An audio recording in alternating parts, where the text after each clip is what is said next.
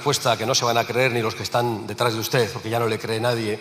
Déjeme que le haga un resumen pequeño en 4 puntos. Primero, corrupción. Y en esto usted es capaz de generar más tramas que Netflix.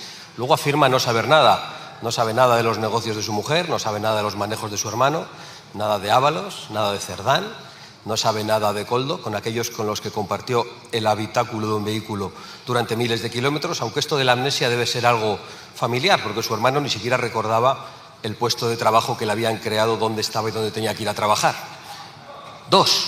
Ruina y colapso de los servicios públicos, porque mientras ustedes y su entorno se reparten el dinero, los jóvenes españoles no pueden ni siquiera alquilar las casas que construyeron sus abuelos. Los hospitales están colapsados como consecuencia de la atención masiva a miles y miles de inmigrantes ilegales que ustedes han traído. Y el fanatismo verde con el que ustedes condenan a la sociedad no sirve para descarbonizar la economía, sino para carbonizar los bolsillos de las clases medias y de los españoles más humildes. Porque parece que ustedes quieren un campo sin agricultores y sin ganaderos y que pretenden una economía sin pymes y sin industria, y me atrevo a decir que incluso quieren una España sin españoles. Y eso me lleva al punto 3, inmigración masiva e inseguridad a la que ustedes han condenado a los españoles, muy especialmente a las mujeres. Y mientras usted intenta olvidarse también de quién es Paco Salazar y de quién es el presidente sanchista de la Diputación de Lugo, las mujeres están en peligro porque han aumentado las violaciones en España desde que usted llegó al poder. Y cada vez hay más mujeres en España a las que se les condena a vivir en cárceles de tela. Y usted ha convertido al gobierno de España en el único que se opone a las deportaciones de inmigrantes ilegales en toda Europa. Y 4, la traición. En todo este catálogo de fechorías que he relatado, que son muchas menos de las que usted ha cometido, porque el tiempo que hay para intervenir es el que hay, lo ha hecho todo de la mano de los enemigos de España, señor Sánchez, para permanecer un minuto más en el poder y para seguir huyendo de la acción de la justicia, para nada más. Yo creo, señor Abascal, que a usted se le hacen muy largas estas preguntas. Bueno, son más monólogos, ¿no? Usted no dialoga, a usted no le gusta esto de escuchar una opinión diferente a la suya, ¿no? Bien lo saben sus excompañeros a los cuales usted ha expulsado y que le están denunciando precisamente por supuestos delitos, como también el Tribunal de Cuentas. Hay que recordar que el Tribunal de Cuentas ha multado a una organización, a Vox. Sí, aclaren ustedes las donaciones a la fundación de la cual usted es presidente vitalicio, señor Abascal.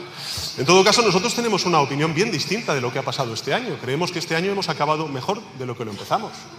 Acabamos con un crecimiento económico del 2,9%. Somos el primer país en Europa en creación de empleo. Somos el tercer país en Europa de las grandes economías que más ha aumentado el poder adquisitivo. Somos el tercer país de Europa donde más se ha reducido la desigualdad. ¿Y sabe por qué?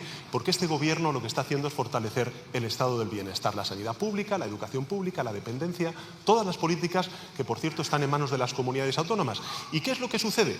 Lo que sucede, señoría, es que aquellos gobiernos del Partido Popular, apoyados por la ultraderecha en las asambleas regionales, lo que hacen es cercenar ese estado del bienestar, recortar la sanidad pública. ¿Para qué? Como dijo el gerente del hospital de Torrejón privatizado, porque el negocio de la sanidad privada está en las listas de espera de la sanidad pública. Y eso se hace gracias también a sus votos en los parlamentos autonómicos. Señoría, usted solamente dice bulos, solamente desinforma, pero yo voy a decir 2 cosas en relación con la transición ecológica y también con la migración. En relación con la transición ecológica, gracias al impulso que hemos dado a la energía renovable, que ahora mismo representa, para que usted se haga una idea, un 60% del total de la electricidad, hemos sido capaces de reducir en estos últimos 7 años en un 50% el precio de la electricidad. Hoy en España el precio de la electricidad es un 20% de media más barato que la media europea. Y sobre la migración, señoría, más de un 95% de la migración que ha venido a nuestro país viene por cauces regulares. Y le digo una cosa, sí, hemos recibido 2 millones de trabajadores migrantes durante estos últimos años, pero al mismo tiempo hemos reducido en un 40% la tasa de desempleo en nuestro país. Lo que ustedes ofrecen a los españoles, con ese discurso antimigración, es pobreza y al final estar todos encerrados sin ningún tipo de capacidad para poder financiar nuestro estado del bienestar y un crecimiento económico sano y fuerte. Y eso es justo lo que nosotros no defendemos. He escuchado con atención sus difamaciones, como hago siempre, que repite, no está el señor Puente para decir que es usted el puto amo. Y yo añado, ¿de qué? De la mentira. Da igual lo que usted diga. Usted puede decir misa negra, pero lo cierto, señor Sánchez, ¿sabe qué es? Que el Palacio de la Moncloa no es el lugar en el que usted vive. ese lugar en el que usted se esconde, su guarida.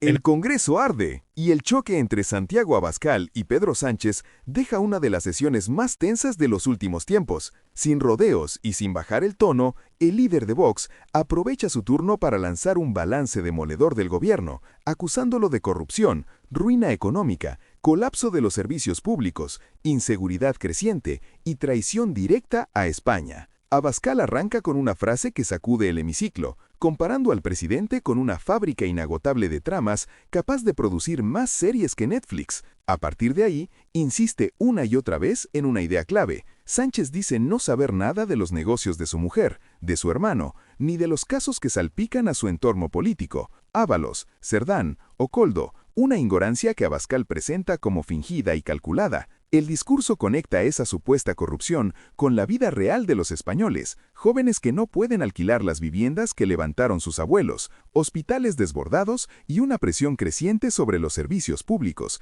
que, según Abascal, tiene mucho que ver con una inmigración masiva fomentada desde el propio gobierno. A eso suma una dura crítica a la agenda ecológica del Ejecutivo, a la que califica de fanatismo verde, que no descarboniza la economía, pero sí carboniza los bolsillos de las clases medias, el campo y las pymes. El bloque más incendiario llega con la inmigración y la seguridad. Abascal habla de una España más insegura, de mujeres más expuestas a delitos y de la existencia de auténticas cárceles de tela, denunciando prácticas ligadas al integrismo. Remata acusando al gobierno de convertir a España en una excepción en Europa por oponerse a las deportaciones de inmigrantes ilegales, todo, según su relato, para mantenerse un minuto más en el poder con el apoyo de quienes llama enemigos de la nación. Cuando toma la palabra Pedro Sánchez, el tono cambia, pero el choque continúa. Acusa a Abascal de no hacer preguntas, sino monólogos, y le reprocha no tolerar la discrepancia,